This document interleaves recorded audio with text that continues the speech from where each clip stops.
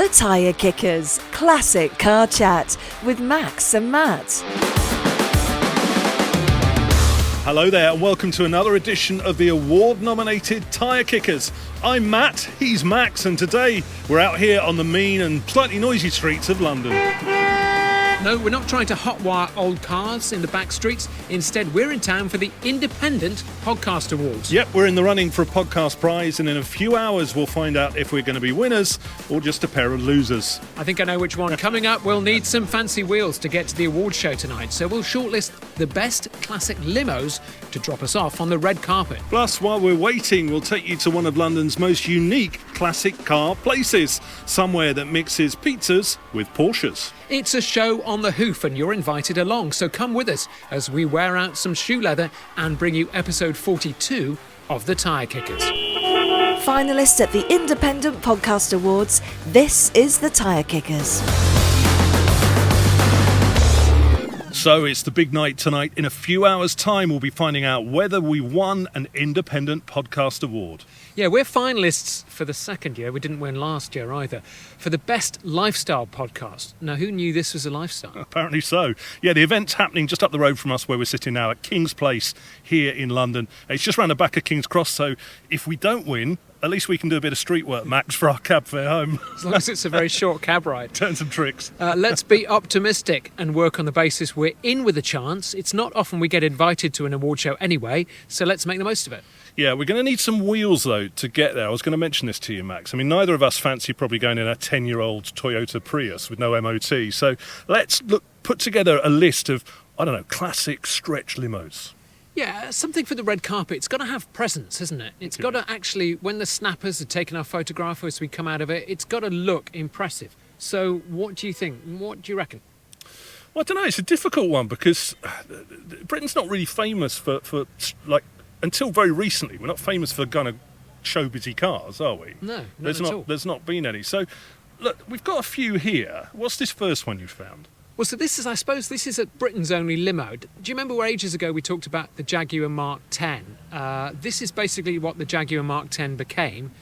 The Daimler DS420. Now, amazingly, these were made up until the 1990s. If you were a mayor of a provincial town, this is what you went to a ceremony with in a gold chain of office. They look very old, don't they? I mean, this is a 1988, but it looks like something out of 1968. It's a 60s car, effectively, but it had a big kind of load of space. And bizarrely, you could buy them as a businessman's express. You could have a kind of 1980s computer and a dot matrix printer installed in one of them. So they're big cars, the Daimlers, and they were used for state occasions. Two people I know who used to have them, one the Queen Mother and two Alf Roberts in Weatherfield. When he was the mayor of Weatherfield, he got a Daimler DS420 with him and Audrey to drive around in. So let's describe this one. It kind of looks like a fat XJ6, doesn't it? It's got double headlights at the front.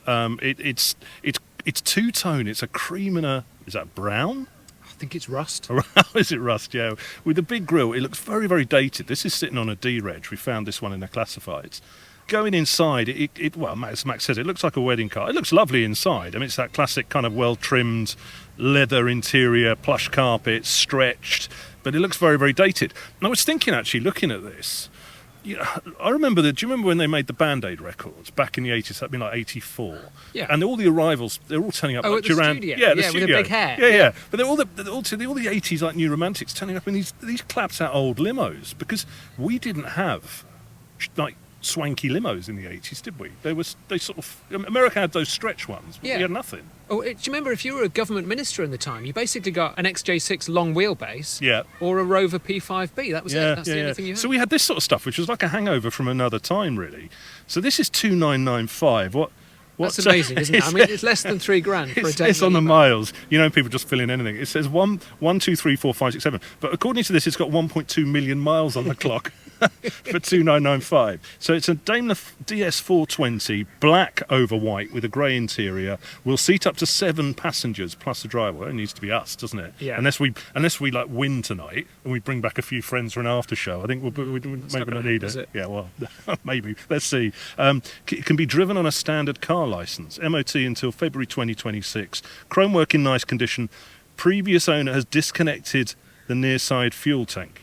Okay. But the offside fuel tank does work, because remember they've got the twin Yes, fuel tanks like okay. an XJ6. So Well, you'd be filling that up quite a lot. it's already got rust in it, so it'll be screwing. It's not doing it for me, I've got to say. No, as soon as I saw the price, I mean, it's a wedding special car, isn't it? It's even got the wedding bows on the front, and it's got some flowers, some fake flowers in the back. So yeah, the next choice I've got for you is even better. You will love this. Is it what, like more like ostentatious, more swanky? No, but it's exactly the same price. So for 2,995, a fiver under £3,000, I've got you a Van den Pla.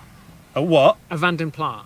What, this thing? But you don't know which Van den Pla, the No, Allegro Van I'm den looking at the pictures now. It's an Allegro with Allegro that Van den Pla. fantastic grille on the front. It's got the Van den Pla wheel trims, and it's got the picnic tables in the back. Oh my God! I'm not going out to an That's award very show in us. that. As the tyre kicker's It's very car, you. It's not very me. I wouldn't. It's under £3,000. It'll probably get you there. It's got the Van den Pla steering wheel. It's got the nice headlining. Oh. It's got the wooden dash, wooden inserts in the doors. I mean, that is a cool car, the Van den Pla. We could turn up in an ironic way in this, but it's not a showbiz way. When I was at sixth form college, there was a librarian who had one of these, and it was a bit of a curiosity. I remember sort of looking at it thinking, that's a bit weird. But it was, in the 80s, it had a bit of cachet, didn't it? Yeah, it did. Because it was ridiculous. I think they were quite cool. Wasn't it twice the price of a normal one or something? It Wasn't quite twice, but it's quite a lot. I remember they did the Van den Pla version of the 1100 or the 1300 as well, and that was quite a cool car. I remember retirement people in kind of seaside resorts had those cars, because they were done being executives and they still wanted that bit of executive glamour, so they got the Van den Pla. If we turned up in this though tonight, Cool. Well, no, it looks like a clown car. It would people would say there's a couple of clowns getting out of that. You'd expect. They'd be right. You'd expect to slam the doors and them to fall off. Oh yeah, they would do. Yeah, because they it's probably British would, land. Yeah. I think those Van den Plas are quite cool. They're very rare. I think I could only find 2 of them. That one's in Northern The Ireland. rest had rusted away. Yeah. A nice, genuine example would make a great starter classic, if you can get it started. Dry stored and used sparingly. Well, that's because nobody wants to be seen in If it. you go through the pictures, not a single panel matches each other. It's all been hand sprayed in that kind of bluey colour. But Oh, Van den yeah. Plas are cool. You know, Okay. that's a cool. Yeah, like you said, ironic. I'm not sure. I'm looking for something a bit more wow. What else have you got? Well, you can't get much more wow than this, is it? This is a Lincoln Continental, a 1967 Lincoln Continental. Now, all I've got to say to you is JFK, because this was the car of his final trip. Well, yeah, that's not done bode well, does it? Well, obviously, you can have the roof on these, which is Okay. possibly what he should have had in the day, because they did do, on his limo, they had a bulletproof roof for his, but he had it removed to wave to people on that day, which is probably the worst So decision this he is made. a big black long. It's amazing. Like American 60s car. It looks a bit like Cold War mafia type car, doesn't it? It's got that kind of hint of menace around it, yeah, or isn't it? despot in some dodgy regime type of car, isn't it? It's almost like a Mercedes Grosser, isn't it? It's that Yes, kind of- well, it's the kind of Lincoln version of it. The Lincoln Continental, you know, that was the government car of the time, so it does look quite sinister. There's lots of mafia gangsters in Chicago in the 70s tooling around in these. Yeah, I bet there were. I think they're very cool cars, the Continental. I'd love to have a drive in one. Let's get into the pictures here. I mean, it's black and chrome. It does look really mean, you know, 2 double headlights at the front and a very stark grille with Continental written across the top. You know, you were saying earlier would look like a couple of clowns in the Allegro. Would it look like a couple of mafia hitmen in this? That is more, I think, Yeah. sinister. That's the look we're going for. Well, this is. We want to be taken seriously, don't we? You know, don't listen. we're serious car journalists, and we want people to respect that when we turn up tonight. So I think this is more kind of the thing. I'm trying to scroll the pictures. Or we're hitmen, so Well, take we're us more hit- yeah, seriously. yes, And we yes. can fit your body in the boot. It's when you get out and everybody takes a step back. I'm trying to get into the pictures. There's lots and lots of pictures on the outside here. I've got to the boot. Oh, It's got inside. power everything. Power everything. Kind of Power trimmed. seats, power windows. Yeah. This is 67, so that was a big thing. So lots and lots of dark black ribbed leather, and then these kind of wood inserts and lots of chrome everywhere. And you say, look at all these window switches and Switches. stuff. Yeah, I mean, there's loads going on there. I think they're very cool, the Continentals. And of course, it's all good electric, so that'll all work, won't it? Not. So yeah, can I have the window down? No, it doesn't work. Oh my Ooh, God, velour on the door. Is that what you were after? Yes, always. This is better than a Prius. It's a lot more showbiz. That is fantastic. I would like to cruise through London in that tonight. So I think our first choice, the Daimler, it's just too boring, a bit too fusty, a bit too provincial, old. bit provincial. Yeah. The clown car. Allegro, I'd the love that. No, Yeah. as I say, literally we'd turn up in that and would get laughed at. Well, we're going to get laughed at anyway. Well, this is true. But this I could have a bit of this. That's got cool, isn't That it? has got cool. So I vote for that. So can you order that on? Does that come on Uber? I'm sure it can do. Uber X, Uber cool. Uber Continental.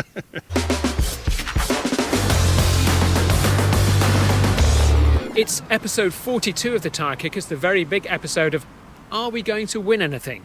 Probably not. Special edition, live from a noisy London street. Yeah, some random street corner. Still to come, we'll get your comments and corrections on previous shows and take you to one of London's best-kept classic car secret locations. Now, loads of you have been in touch since the last couple of shows talking about the stuff that we normally talk about on the episodes, stuff we've got wrong as well, and also just some random crazy stuff. Yeah, David dropped us a message to say he's enjoying the show, calling it nonsense but sensible. Well, which one of us is nonsense and which one is sensible? I think I know the answer to that. I don't think either, to be honest. He also says, I've got a TR6. I've had it a long time, but probably prefer my 80s and 90s classics. He's got a Golf Mark II and an E30 318 IS BMW. He says they're much easier to drive and more usable. The 318 IS, that's the GTI rival. It's not the 325, not the 320. They were 6 cylinders. 318 IS was the 4-cylinder. Shows what I know. I thought that was a typo. Right, a few messages about our last show, Classic Thrills for Winter Chills. We talked about our classic picks for driving through the autumn and winter, and we ended up having a bit of a row about it, if you want to go back and listen to that. Now, these are cars that we reckon would be great to drive and enjoy through the grubbier seasons. Now, you picked a Disco, didn't you? Yeah, well, the problem with this is, and I've got a bone to pick with you about here, because you live in Surrey. So the biggest challenge you've got is your pub running out of flavoured mixers in the winter. Whereas the rest of us who live outside of the kind of southeast, Oh, dear. we have proper winters where we need proper winter cars. So I picked a first generation Discovery 1, the Disco 1, as my personal favourite. 350 Monroe agrees with me. He says, I love a Disco 1, but not a dirty diesel. Well, they were all dirty diesels, weren't they? They did the V8, but it was expensive. Yeah, no. So again, dirty diesel and a grubby Disco. No thanks, you're not got it for me. Darren Pendleton though came up with another pick. He suggested a 1990 Citroen BX GTI 4x4. Did they do a 4x4? I didn't think they did, but he sent me a link showing it, so they did, Okay. yeah. All right, okay. Mark Dempsey says he'd go along with our picks of a Panda 4x4 and an orange 70s Volvo, yes. We picked a saloon car Volvo, but he says he'd go for the Volvo Estate. I thought that orange saloon car was just a bit more kooky. I like the saloon because it's that kind of brick shape, and you know, everybody likes a Volvo Estate. I think the saloons are, 1, cheaper, and 2, a little bit more special. And rarer, yeah, that's right. My Classic Wheels says, what about a Mercedes 123? Surely that's got to be in the mix. Well, yes, it would be, but we talk about it every other show, don't we? We're doing those all the time. In fact, bizarrely, Yeah. we're standing opposite one we found in the street. We'll put some pictures on Instagram of that, a W123 Coupe in dirty brown. It's a really weird car because it's not posh at all, is it? It's got the seats. It looks like a couple of Labradors have had a fight inside of it. The seats are all ripped. It's got some socialist worker posters in it. It's like something out of it's like a Tracy Emin artwork. Yeah, have a look at the pictures on Instagram, but that was a good spot. So that's why we're here standing on this random corner in a traffic jam, because there's a nice car across the road. Looking up some other sort of audience picks, Max, Grumpy Simeon. Yeah, he picked up on your choice of the Jaguar XJ6. Excellent choice. Which is a rubbish What the hell choice. is that? My God, it's a JCB. JCB in Pride colours. No, you don't see that very often. Here we go. Right, so he picked up on your choice of the Jaguar XJ6, which was frankly rubbish. He says, I was out in mine earlier. It's cosy and comfy inside. Until they start throwing salt on the roads, it's the perfect autumn car. I think he's right, exactly. Sam from Southern Cars agrees as well and says, I'm Team Matt on the XJ6. They're perfect winter smokers. Exactly what I said. Nonsense. Mark Palmer is correct. He says the XJ6 would be great, but does point out when you break down, you'll be able to hear it rusting. I mean, it's salty roads. That's the worst thing you could drive. You just hear it, it'd be like going while you're sitting there in a traffic jam. Now, moving on to something I spotted out in southern Spain recently. It's a sort of classic car graveyard. I saw it. I was driving along, actually, down in Andalusia, and it was just there on the side of the road, and I thought, what is that? And I did that thing, you know, when owls turn their neck round? I did that, so I stopped and I went back and got some pictures and put them up on Instagram. Go and have a look on Instagram. Real random mix of stuff. There was an old Bentley, some sort of GT40 kit thing, and a Trabant police car. Now, how would that work? There wouldn't be a high-speed chase, would it? Well, also, how did it get there? I mean, a Trabant police car is a kind of like an East German thing, so how did it end up in southern Spain? But no, coming back to the police chase thing, if they were trying to chase the criminals, what's top speed in that? 35? It'd be like slow motion, wouldn't it? Anyway, I put those pictures up, and my dad's car podcast said something about that GT40, because it was a kit car, wasn't it? Yeah, a Beetle-based kit car, he says. Yeah, Bentley GT. Yeah, have a look at that. It's on Instagram. There's some really random stuff in there. Bonus Trade Talks episode. You did that recently, and there's been some pickup on that as well, hasn't there? Yeah, I went to the Classic Motor Hub in the Cotswolds, kicked the tyres of a few sexy, gorgeous classics. Web AB says, gorgeous Lotus Elan and the Brute in the Suit Bentley Continental T. The perfect two-car garage. He's right about that. Yeah, give that a listen. It's a podcast, a couple of podcasts back. Have a listen to that. Max goes around and gives those a good kicking. There's some pictures on Instagram as well. Episode 41, we also talked about the MGA being a great buy at the moment with prices softening. Chris B says, yeah, it's a design classic and will remain the prettiest sports car to emerge from the UK in the 1950s. In Chris's eyes, this was the golden era of sports car production. Kevin Bryant's been on, though. He's a bit of a TR fanboy, and he reckons there's a better choice with a TR. He says the TR2, TR3 and TR3A are all better cars than the MGA. Controversial. Lee Hussein also chipped in on this, saying he's a fan of the MGA and thinks both the MGA and the Austin Healey are two of the prettiest British classic cars. Thanks for all your comments on Instagram. Some good car banter going on there. Go and have a look at that. I put a shot, Max, of my Stag covered up in the garage with just those famous twin tailpipes sticking out. And I asked people to guess what car it was, but it had to be wrong answers. So people put some quite funny answers of what it could be on there. So go and have a look at that on Instagram. I like the fact that people have criticised your garage floor for not being painted. They know how anal you are. Yeah, Benjamin Maltby has said that it's not painted, although Benjamin Maltby did actually send me some information about how he painted his garage. So, as I said to him on there, if I hold out long enough, he might come and offer to do mine. But, yeah, thanks for all the likes and comments on Facebook and things like that. There's some extra bits and pieces on there as we spot them. So, if you're not yet following us on Facebook, do go there and like the page as well. And here's how to find both. You can get in touch with Max and Matt via our socials. We're at The Tyre Kickers UK on Instagram and The Tyre Kickers on Facebook. Now, we've come a bit further north. We're in North London now, a place called Finchley. I had to shove Max in an Uber and bring him up here from the centre of town. Are you okay? Well, it was a Kia, and I don't really know anything about Kias, but I knew it was electric. Well, look, I've got something better for you. I brought you here. I didn't really tell you much about where we were coming, but we're in Finchley, East Finchley, and I've brought you to somewhere that's a bit unique. It's for a pizza, basically. Okay. Come on in. There's a bit more to it than that. I need selling on this, to be honest. It's a sort of pizza restaurant with a difference. So if you could just pull the door there. So walking in, it's called 67 Sourdough. So pizza restaurant, they make brilliant pizzas, but here's the kicker. Look through this glass wall here. What do you see? Oh, right, I've seen a GT40. Okay, come on in, because it's part of it's a classic car showroom and a pizza place all in one. So this is Hexagon Classics and 67 Sourdough. Oh, that's nice. Series 1 E-Type, DB6. Porsche 911 Turbo in martini colours, I think. So we've come the other side of the glass. On one side of the glass is a pizza restaurant and a bar. We're now down in a restaurant that then leads into a classic car showroom. And what a showroom it is. This is my kind of restaurant. I like this.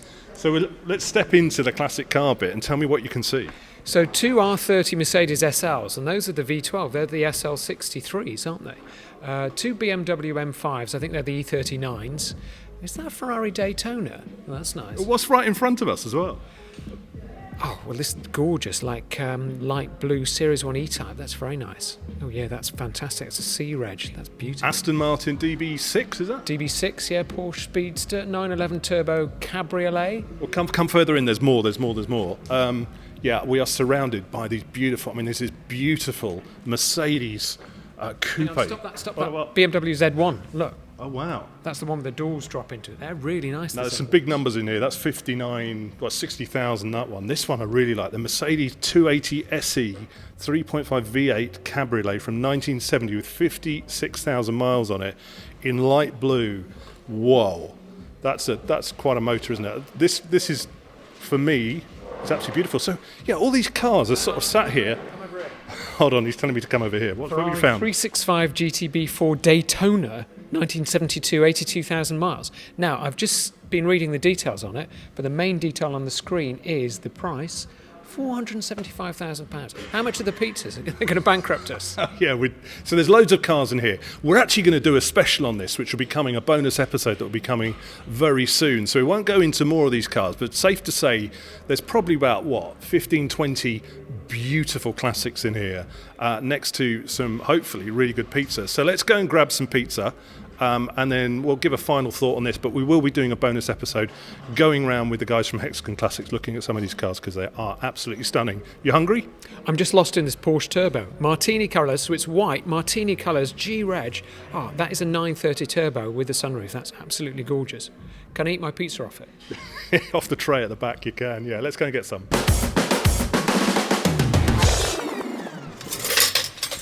Okay, we finished our pizzas. I've had a really nice pepperoni with hot honey. What do you have? I had a margarita, which was really nice. I noticed on your pepperoni with hot honey and onions, you haven't finished it. No, I haven't, because I'm not greedy. Yeah, but that's because it would give you indigestion. I know you, sitting next to you with onions and pepperoni is not going to be a great idea. Yeah, we've still got the night to go, but we have been sat here looking at we've got an E-Type and this DB6 in front of us and all the cars behind, which has been great. It's been a really good little pit stop this, but we've got other places to be, Max, so we need to go. We have. There's an award with our name on it. Whether we'll actually be given it, I don't know. We'll make the most of it. Let's go there now.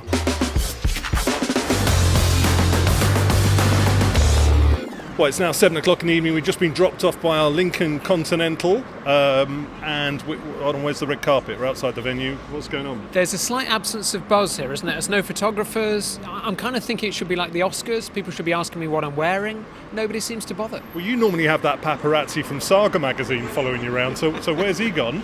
Just any paparazzi at all would be nice. It's quite low-key outside. I think let's go inside and see if there's a bit more buzz going on. OK, we'll give it a go. Hopefully there we might get recognised as from the Tyre Kickers, everybody. So no red carpet, but we've got an escalator. This looks a bit more like it, Max. I wonder how many people in this building will want to talk to me about the difference between a Mini Metro HL and a Mini Metro HLS. Well, as I don't want to talk to you about that, I think there's probably a very, very small percentage. There is some sort of photo board there that we're coming down. There's a big foyer full of podcasters. Let's see if we can nobble some of the people in our category before they get in. We'll get them drunk. Sorry, they're not here. We'll take it, though. OK, we found the bar. Cheers. Cheers. There we go.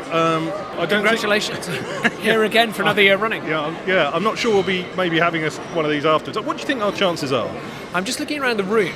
And interestingly, because you can't tell whether anybody else is a car fan, what I can tell, though, is there's no other middle-aged men.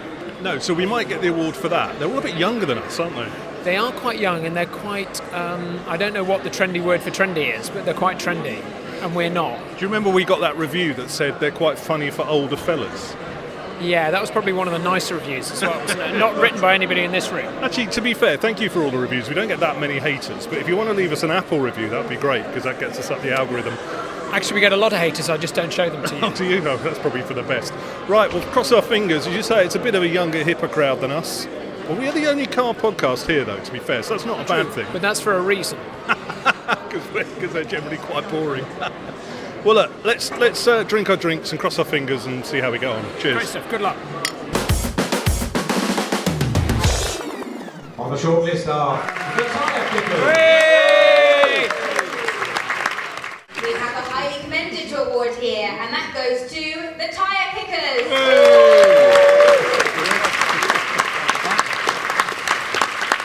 The Tyre Kickers. Right, it's over, and we have nothing in our hands apart from the words highly commended from the judges. Yeah, we're not holding a gong, No. essentially. How do you feel about that? Are you happy with that? I'm quite pleased. I mean, somebody said highly commended to me, and that's better than everything I got at school, so I think I'm quite pleased. It's great, actually. To put a positive spin on it, essentially our topic is a bit like talking about model trains, isn't it? So the fact that we were even noticed was great. Yeah, the only car podcast in the whole event. Yeah, this is true. And classic cars, which are slightly more boring. So it's like the most boring part of the most boring category. So I think to be highly commended is good. I'm taking that home. I'm taking that as a win. Okay, well that's good. So we were finalist last year. We were finalist this year with highly commended. Next year, Dead. So that's it from the Independent Podcast Awards 2025. Max and I are going to go and get a beer and look at our highly commended thing. We're in the book, actually. That's pretty good. Yeah, that's quite good. It's like being in the school yearbook, isn't it? But slightly less good. Yeah, exactly. Coming up very soon, actually, is a bonus episode coming soon where we give you a full look round that pizza and classic car place that we were earlier. That should be good. We had a good look at stuff, didn't we, there? There's another bonus episode coming with Sam from Southern Cars. I'm going out to Manchester to talk to her in a couple of days, actually, to see what stock she's got in and talk about her career in the motor trade. It's getting a bit feisty here, so let's get out of here. stuck in. Until next time, see you later. Bye. Leave it, she's not worth it.